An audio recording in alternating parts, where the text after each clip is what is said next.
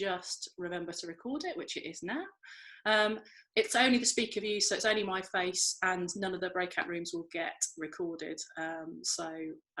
If there's any issues, just drop me an email or a private message on the chat, but it'll only be my face. That's if I've got the settings right. So today we're going to take and explore through some of these.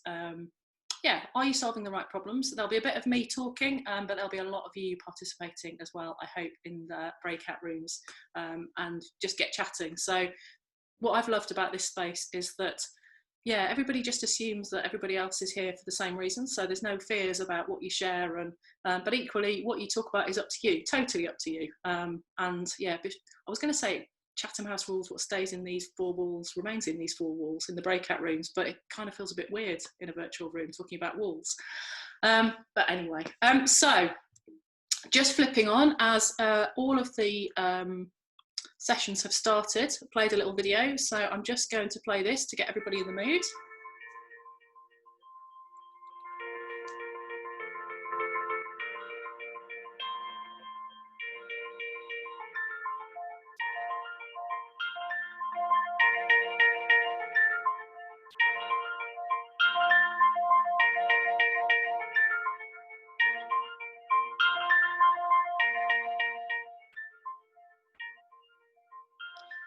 So this week is very much about being brave and putting new brave ideas out there. So if anybody wants to tweet on the hashtag, we've got hashtag Creative Bravery that you can use, but also there's loads of other things to explore, and I'm sure many of you have been to the website to have a look around and explore the campsite. So part of this week is it's kind of chilled out vibe, but loads of opportunities to meet people. And I went to the cafe this morning, had a chat. I'm going to go to the after hours session. I'm debating whether to wear my onesie as well. I'm not sure if that's acceptable for the after hours session, but we'll see.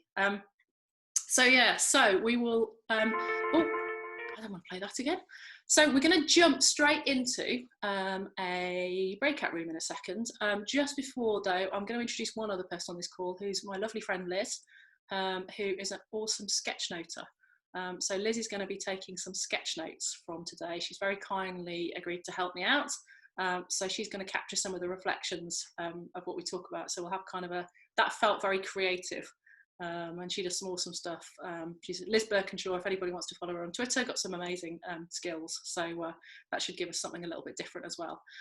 So simple question today. What are your current challenges? And I'm going to put you in a breakout room with probably 2 other people maybe. And just, answer that question, chat with each other. I'm only going to give you 5 minutes and just really say, okay, what are your current challenges? What's in your mind? Could be anything.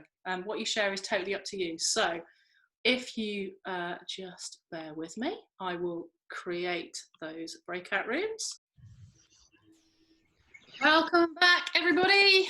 If you can get yourself to mute yourself when you're back in, that would be amazing. Hopefully you've had a good couple of 5 minutes chat about what your challenges are. All I'm going to ask you to do with those challenges is just remember what you talked about. Bank them in your mind, think about the other people in the room. As we go through, the whole idea now is that maybe we explore a few ways of reframing some of those challenges, and perhaps coming out with some alternative solutions, or at the very least thinking about your challenges in a slightly different way to maybe open up a few possibilities. I've just shared a quote in the chat box, which I stumbled across in preparation for this, and kind of felt quite apt because it was from Michael Stipe, the lead singer of REM. And I'll just read it out. He said, "Sometimes I'm confused by what I think is totally obvious, but what I think is really obvious, obviously isn't obvious." And I just really liked it because sometimes we are so convinced in our own mind that what we see is fact, it's true, it's right, that it stops us kind of seeing and exploring other options. So we're going to go through a few explorations, maybe that's what we can call it, and contemplations in the next half an hour. So simple question, if you can use the chat box to share your answer. I am going to flip my screen in 1 second and something will appear on the screen. If you can use your chat box to tell me instantly in your head what you see when I share the screen, that would be amazing. So are you ready? Go. What do you see? First answer in your head, what do you see? Duck, bird. rabbit, duck, rabbit, duck. So we're kind of split. So half people see ducks, half people see rabbits. So those of you who can see ducks, obviously on the left-hand side of the screen as you're looking, you can see the beak and the head is on the right. Those of you who can see the rabbit, what's on your left-hand side is the rabbit ears. And again, you know, we're seeing something immediately, but actually it could be one of two things. So exactly the same again. I'm going to flip the screen on. First answer that comes into your head. This might mean you might need a few more words this time to describe this, but what is going on in this picture? What do you see? A face. Oh, yeah, it's cool. I like that. Shadows. Nightclub. Paul, I don't know where you've been. Gallery space, yeah. Three shapes and shadows. The TARDIS. Oh, okay, cool. Lots of different reflections in art gallery. So again, it's one image, and the reality of the image is it's a cylinder suspended in the middle of the air. And then depending on where the light's shining from, if you're looking from one direction, the shadow's casting a square on the wall. If you're looking for the other direction, it's shadowing and it's casting the shadow of the circle. But again, yeah, as Janvi, you've put, it's about perspective. So it really depends on which way you're looking at something as to what you end up seeing. And a lot of the time we are driven to seeing what we're used to. And a little bit of science, thought I'd better share a bit of science and theory. But it's all around neuroscience effectively and how our brain works to keep us safe.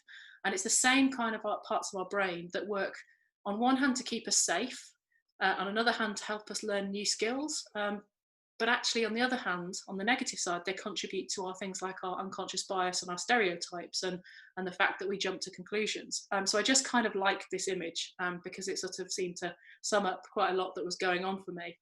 In that idea that, you know, any one point in time, we are surrounded in our world by millions and billions of bits of information. So if we think about our sight, our smell, our senses, our hearing, all of these different things, there's information coming at us from every single direction.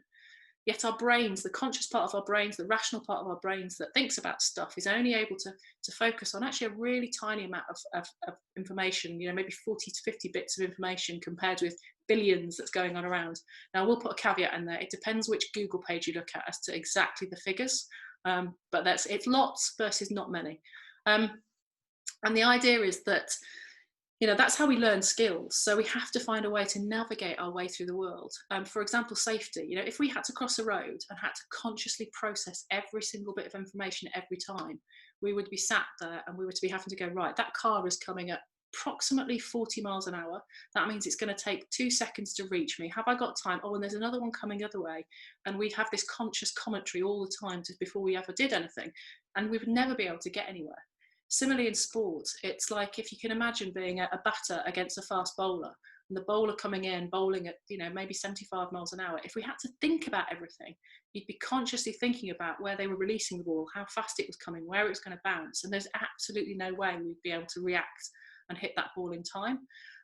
So our kind of brain, our unconscious part of our brain takes over some of those, and all the little neural pathways enable us to navigate our way through the world and learn skills. So it's how we learn to walk. It's how we learn to, you know, do our complex motor skills of picking up a cup or, you know, playing a guitar or those sorts of things. And it becomes practiced. But the downside of that is it leads us into being comfortable with what we know. So everything, you know, if we, for example, found one solution works, then kind of we're inclined to keep that solution going. And also, you know, stereotypes. So for example, if there was a person at school that we didn't like, then every person that we meet with that name forever and ever will be associated with being that awful little child who picked on us in our class. You know, racial stereotypes, gender stereotypes is where those things come from. So the first part of that is acknowledging it and going, do you know what, we can't stop it because it's what keeps us safe and helps us navigate through the world, but what we can become is more aware of it. And that's what we're going to look through today. And you know, I believe that's a really big part of trying to think about more creative solutions, is break ourselves out of the kind of frame that we're already in So this is about reframing your problems and taking that look beyond the obvious. So throughout what are we doing for time? So throughout the last part of the session, keep your own challenges in mind, because we will revisit them at the end. We're going to go through a little bit of an exercise to maybe try and free your mind up a little bit to think and be able to see those things from different perspectives. So generally speaking, maybe this is what we think of in terms of a problem-solving process. Here is the problem, and one problem equals one magic solution. And yet, I came across this quote, which I really liked, and that honestly is his name. And if you Google him, there's a really interesting article he wrote on Harvard Business Review, Thomas Wedelsberg. But people tend to fall in love with the solution before they really understand the problem. And thinking back to the neuroscience and, you know, just stuff around how we are in life. And as a researcher, I have to acknowledge that how I see the world affects everything that I do, and it affects everything that I see. So I have to be really conscious that I'm not just jumping to a conclusion I like because it reinforces something I already believe in. I have to kind of, you know, suspend that judgment almost to take time to look out. And, you know, this happens a lot, mainly because if we're all in, you know, work scenarios, maybe our boss has said, I need this by tomorrow. So we don't necessarily always have the luxury of time to think about things, because you're like, do you know what, that's worked in the past, they were happy with that in the past, I'll just do it again, rather than kind of making that step back. Equally, if something happens, you know, if you're a young kid and you do something well and somebody goes, do you know, oh, that was brilliant, that was amazing, you bank that and you go, I'm going to do that again because somebody liked that, they really liked that. Well, that's how I passed that exam, that's what I did. So we start to get ingrained in those ways of thinking. So keep that quote in your mind. And I often say, if you remember nothing else about the session, remember that quote, because I think it keeps coming back into my mind and I keep using it so many times. And what if, I love this question, what if, that the Creative Bravery Festival has posed. What if actually problem, potential solutions? Yeah, Jack, you're right, it's also linked with power, because people who believe they have the power believe they have the only solution. So yeah, really good observation. But what if every problem had an infinite number of solutions depending on how we viewed it? And what if our challenge was to, you know, even when we're under pressure, actually just take a time to kind of think about what we're really trying to solve and see where that may be, what path that goes down and where that leads us. And it may lead us to a completely different, to actually our understanding being that, oh, the problem we were trying to solve actually wasn't the problem in the first place. And by going through that thought process and just buying ourselves a little bit of time can really help us think things differently. So I've talked enough, really whistle-stop tour into some of the theory and some of my thinking. I'm going to practice now. So in a minute, I'm going to put you into those breakout rooms again, and I'm going to put them, I'm going to do smaller, bigger breakouts, slightly bigger, so there'll be 4 of you, I think, in a breakout room this time. But this is your scenario. So you are the owner of an office building, and all your tenants have suddenly started complaining to you that the lift is too slow. It's old, we have to wait for ages, and we're late for work. And some of your tenants are threatening to leave unless you fix it. Now, being a good tenant, being a good landlord owner, I've been out and I've got somebody in to inspect the lift. They've come and they've inspected it and they've said there's nothing wrong with it. It works absolutely perfectly. It meets all the minimum standards, all the minimum guidelines for speed. There is absolutely nothing wrong with the lift. So all those tenants saying that you need to fix the lift, you need to get a new lift, you need to replace it. Actually, we've got the evidence that says there's nothing wrong with the lift. And yet they are still complaining that there is something wrong with the lift and they're going to leave unless we fix it. So my question to you to chat about in your breakout rooms is, what could the problem be? And you are only allowed to talk about problems. So all of you in your group are responsible for not jumping into solutions. So if anybody in your breakout room starts going, oh yes, well this could be the solution, then all of you are accountable to pull them back in and go, no, we're only talking about problems. So my question is, what could that problem be? Okay, so, hey folks, welcome back to the main room. Hope you enjoyed your breakout chat and hope everybody kept to task and made sure nobody went off on solutions. We will just wait for everybody else to join in. There we go. So welcome back to the main room, everybody. Okay, so just going to open the room up, the main room up, to any brief feedback. 2 questions. One was, what were your sort of options? What did you chat about? And the other was, how hard was it or easy was it to keep focused on problems? So anybody, go for it. Anybody who has got something to share. I think at the beginning, we all were like, oh, we've all started thinking about solutions. But as we started thinking about problems, it actually became easier as we started talking about it. And we also realized we didn't have enough information about where this lift was and everything to actually solve it. So it was a really interesting conversation, I think. Anyone else? Thank you, Alex. I think as well in our little group, we probably agreed that immediately, as soon as we sort of went into the conversation, that some of us had already started thinking about wanting to solve the issue, the solutions, as opposed to actually focusing on the problems and the root cause. Yeah, so something, a real desire to want to solve it quickly, feeling that pressure. I think because as soon as we started thinking of a couple of problems, a lot more came out of it. So once we were on that track, we were just problem.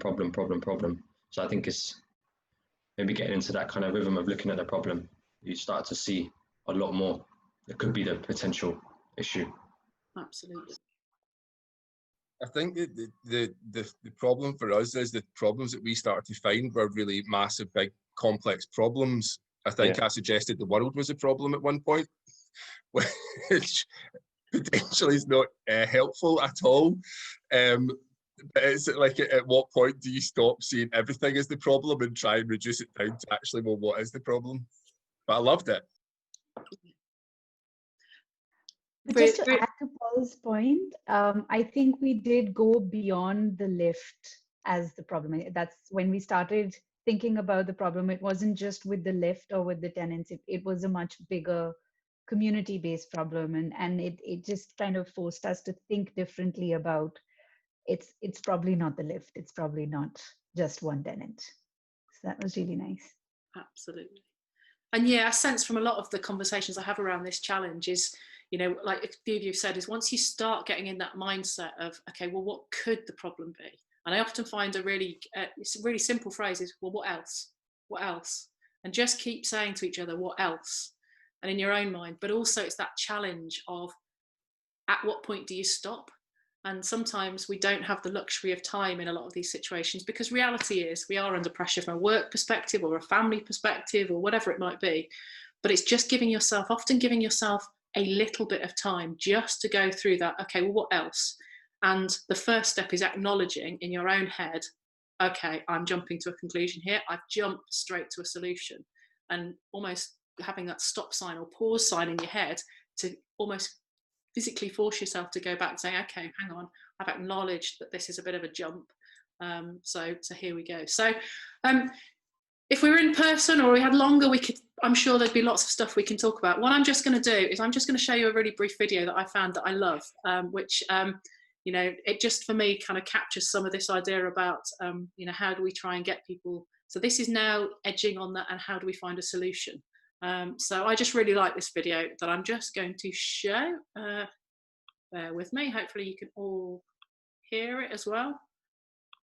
There we go. Thumbs up. Can everybody hear?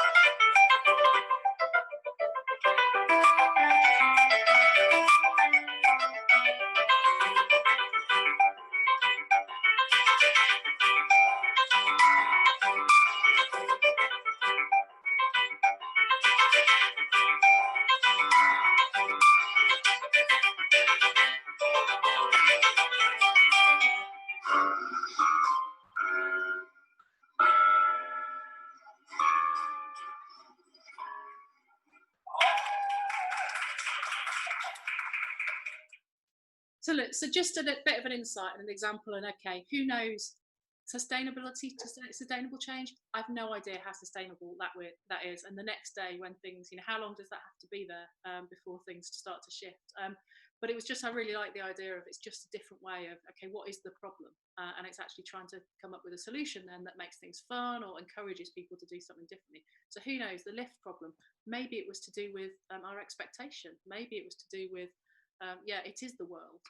So yeah, Alex, you've seen this in San Francisco. It was amazing. Yeah, I can imagine. I really, that would be me. I would never leave that place. I'd just be playing on the stairs all day. So yeah, it's just an example. So I'm just going to give you one last breakout room, and we will keep this short for time. So it's only going to be 5 minutes. But in a conversation, given what we've just been through, and that sort of process, how could you view the challenges that you identified to start with? Has it made you think about things differently? Are there things that you maybe think you've missed or that you could think about differently? So just going to pop you back into those rooms. You should be with slightly different people, I think. And again, 5 minutes just to, you're not going to get into any depth in 5 minutes, but just think about how your thinking has changed, even in this short space of time. So go. Welcome back to the session. Welcome back to the main room. Can I just say, Jane, Alex timed that breakout room like the ending of it to perfection. It was awesome. Almost like she was on TV and she had a countdown. It was just like the things we've learned to do in lockdown. Hey, work to a timer. So anybody who's been to one of Paul's sessions or who was in Jack and Jen's session yesterday, this is something I've learned through Creative Bravery using Menti for these. Usually I'm a Post-it fan. So if we were in a room, I'd be getting you to write sort of Post-it notes. So those of you who've not used it before, if you go and open a browser and go to www.menti.com, it'll ask you for a code and use that code 7687715. There you'll see today I've learned, tomorrow I will. I'm just curious. I love the simple reflective cycle of what, so what, now what, by Rolf, 2001, if you want to look it up. But I'm just curious, what have you learned today? What's really stuck in your head and what are you going to do with it tomorrow? So I'm going to leave that open after the session because I'm conscious we've got 3 minutes to go. And that's it. And I will keep to time, I promise. So look, if anybody's got any reflections they immediately want to share, put them on that now. We can see them scrolling through. Otherwise, if there's something that you reflect on afterwards, just find that and go in. Because if for no other reason, writing it down and feeling like you've shared it with somebody else actually is a way of prompting you to do it. So you feel like you've shared it with the world.